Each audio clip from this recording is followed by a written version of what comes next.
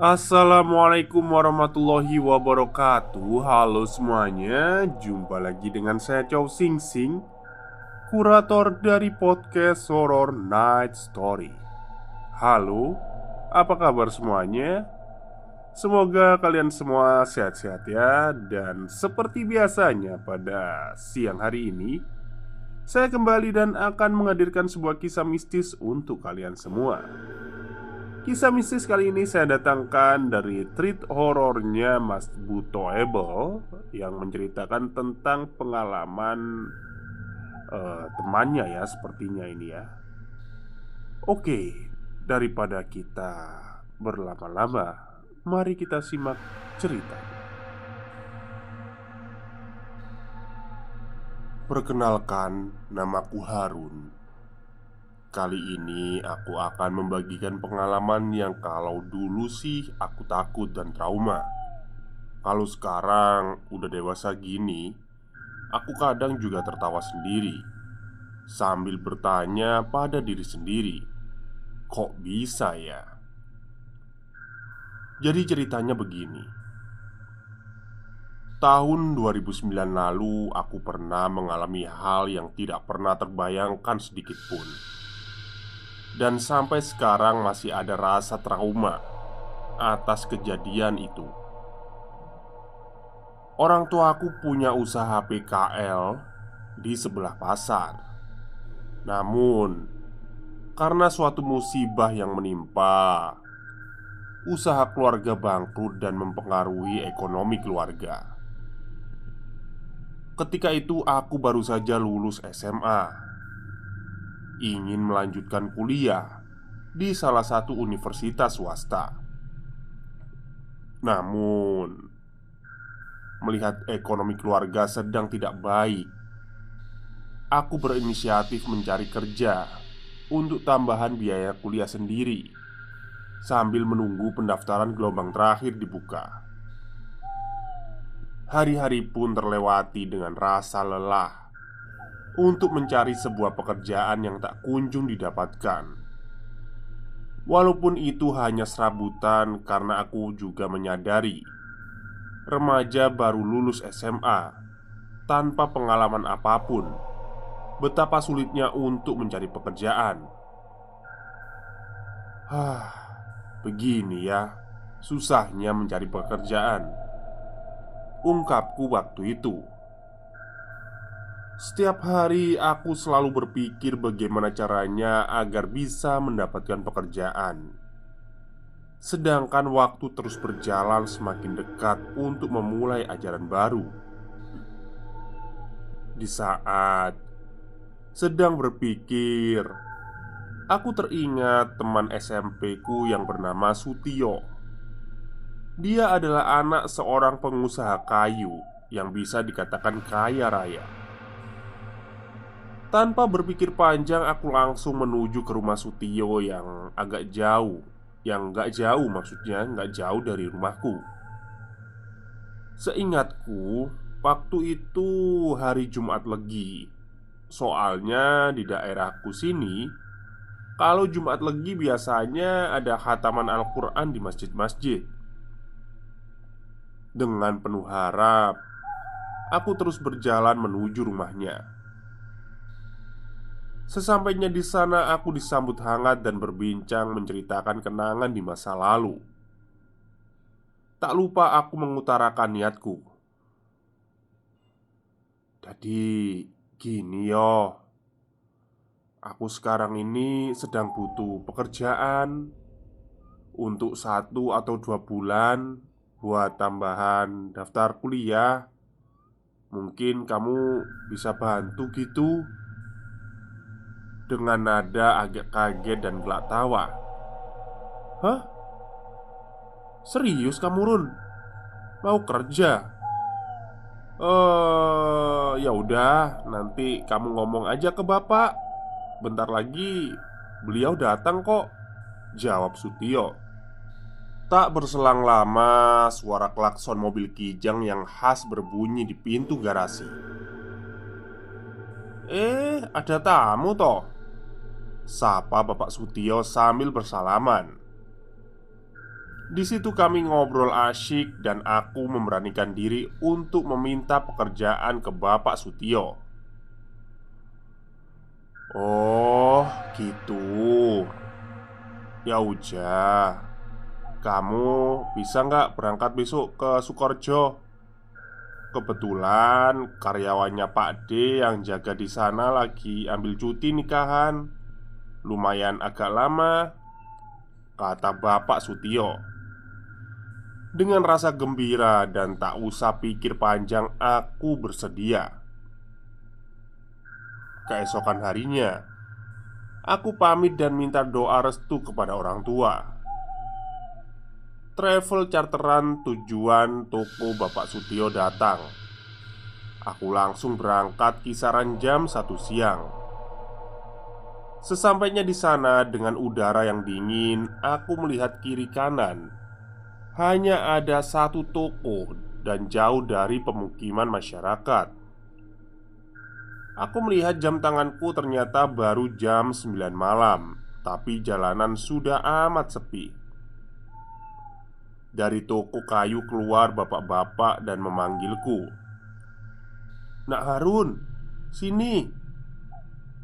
Aku pikir karyawan toko, ternyata itu Bapak Sutio. Aku pun masuk dan langsung diajak berkeliling melihat ruangan-ruangan dan memberikan arahan kerja. Bapak Sutio menyuruh istirahat yang sudah disediakan olehnya. Maksudnya tempat istirahat ya.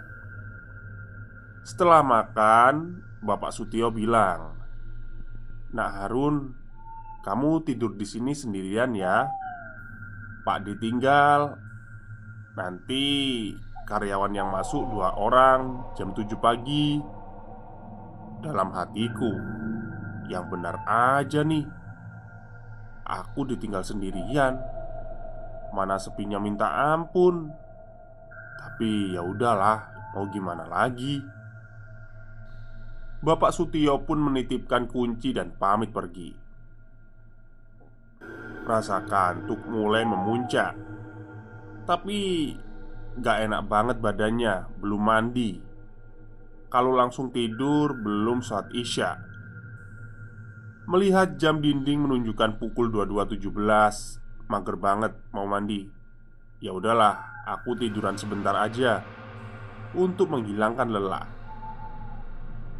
Ketika lagi tiduran, aku mencium bau-bau kemenyan gitu. Tapi gak aku hiraukan, dibawa santai aja. Takutnya malah makin merinding, soalnya aku sendirian. Aku pun bangun mau mandi biar cepat bisa tidur dengan nyaman. Pintu kamar mandi yang terbuka berseberangan dengan pintu kamarku. Di saat aku membuka pintu kamar, terasa hembusan angin dari kamar mandi. Padahal di dalam ruangan dan tidak ada jendela satupun, hanya ada jendela kaca yang tertutup. Aku pun masuk dan membuka keran shower sebagaimana mandi pada biasanya. Setelah itu aku berniat mengambil wudhu. Tiba-tiba air keran berhenti dan suara gemuruh riuh di atas atap terdengar jelas. Beberapa menit kemudian suara itu menghilang. Air keran kembali mengalir dan aku pun melanjutkan wudhu. Di dalam kamarku tercium bau kemenyan yang semakin menyengat. Dan suara langkah kaki yang pelan terdengar menuju kamarku. Itu membuatku semakin merinding. Aku berusaha berpikir positif. Mungkin itu Bapak Sutio kesini lagi. Saat itu aku tak memilih langsung membuka pintu, tapi mengintip dari sela-sela pintu. Tapi ternyata tidak ada orang di sana. Waktu terus berjalan. Suasana semakin mencekam. Suara-suara aneh terdengar dari gudang sebelah. Tak aku hiraukan. Mungkin itu suara tikus. Aku langsung menggelar sajadah untuk sholat Isya, takut keburu ketiduran. Setelah selesai sholat, ada yang mengetuk pintu dengan keras. Spontan aku bertanya, "Siapa itu?" Tak ada jawaban, dan mengetuk lagi beberapa kali dengan lebih keras. Di situ aku tak bisa berpikir positif lagi dan bertanya-tanya dalam hati, ada apa ini? Karena nafasku semakin sesak, punggungku semakin terasa berat, untuk berdiri pun sangat sulit. Aku duduk lemas bersandar di dinding kamar. Suara yang mengetuk pintu itu menghilang terdengarlah, berganti suara tawa yang menyeramkan dan hembusan angin yang entah dari mana. Nafasku semakin sesak. Semakin panik dengan itu badanku lemas. Aku berusaha bangun dan lari, tapi tidak bisa. Bahkan berteriak minta tolong pun sulit rasanya. Tiba-tiba ada sesosok anak kecil menghampiriku dan berkata, "Kamu harus pulang. Jangan di sini. Berbahaya." Anak kecil itu lari ke arah luar. Sepertinya juga hilang kalau aku kejar. Aku baru ingat, anak itu ternyata tetangga kampungku yang sudah meninggal terjatuh ke dalam sumur 1 tahun yang lalu. Aku terus membaca istighfar dan kalimat thayyibah lainnya, berdoa meminta pertolongan Allah. Aku berusaha duduk kembali dan mengambil Al-Quran di meja, lalu membacanya. Suara-suara aneh yang terdengar mulai hening. Sesak nafas dan berat di pundakku perlahan mulai hilang. Aku terus membaca Al-Quran tanpa henti sampai tengah malam. Menjelang subuh, tanpa pikir panjang, aku langsung berkemas barang-barangku dan aku membersihkan lantai. Setelah itu, aku keluar kamar, pergi ke depan gerbang untuk menunggu karyawan yang datang mau menanyakan Bapak Sutio. Aku bermaksud untuk pamit pulang saja. Pagi yang mulai terang, Bapak Sutio datang. Belum sempat aku berkata apapun, tiba-tiba dia berkata, "Buka gerbangnya. Sana kalau kamu mau pulang." Dengan wajahnya yang kesal. Aku kaget dengan ucapan Bapak Sutio. Seperti itu, yang tadinya ramah dan aku belum sempat berkata apapun, dia sudah tahu. Udah kayak dukun aja. Aku langsung kembali ke kamarku untuk mengambil tas. Aku pun menemui Bapak Sutio lagi. Ia sedang berada di gudang. Aku berniat untuk pamit pulang, namun Bapak Sutio seolah mengusir dan berkata, "Minggat toh, jangan ganggu." Di situ aku langsung pergi tanpa bersalaman. Aku berjalan di sepanjang jalan Sukorejo sambil mencari tukang ojek untuk mengantarku kembali ke terminal. Nah, dalam perjalanan aku ngobrol dengan sopir ojek yang kuhentikan tadi. "Waduh, kok pucat banget mas mukanya? Lagi sakit ya mas?" "Enggak mas, lagi lemes aja." "Emang kerja di situ mas?" "Iya mas, di toko kayu yang di sana." "Loh, sejak kapan mas kerja di sana?" "Setahu saya di sana sudah nggak ada yang kerja." Eh, Sebenarnya belum sempat kerja sih mas. Baru malam tadi saya datang. Kata yang punya ada 2 orang pekerja di sana. Biasanya masuk normal jam 7 pagi, pulangnya sore, sahutku. Waduh, dulu kisaran 2 tahun yang lalu emang iya mas. Di sana banyak yang kerja. Tapi semenjak ada 2 karyawan yang meninggal kecelakaan kerja, Di sana tempat itu udah nggak ada yang kerja lagi, Mas." Seketika aku pun terdiam, lalu mengingat kejadian semalam dan perubahan perilaku Bapak Sutio yang drastis. Setibanya di terminal, aku langsung melanjutkan perjalanan ke rumah menggunakan mobil bus ekonomi.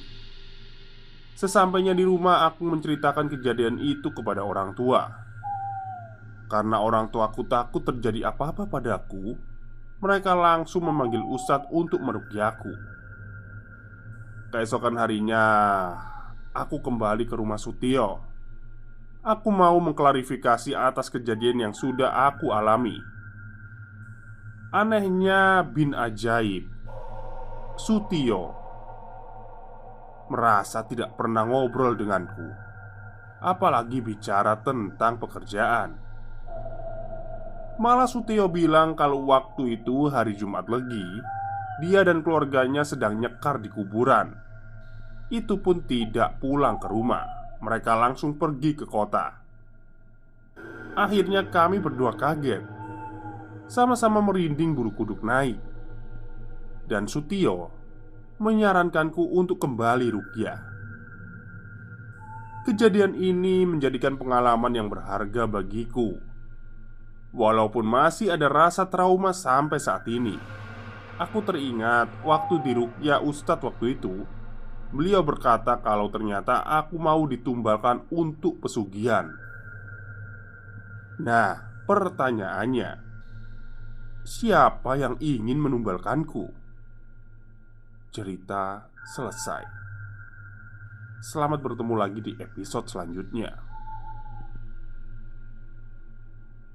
Oke, itulah cerita singkat dari Mas Butoebel yang menuliskan kisahnya. Mungkin temannya ini ya, tapi disamarkan semua. Baik, mungkin itu saja cerita untuk siang hari ini. Semoga kalian suka.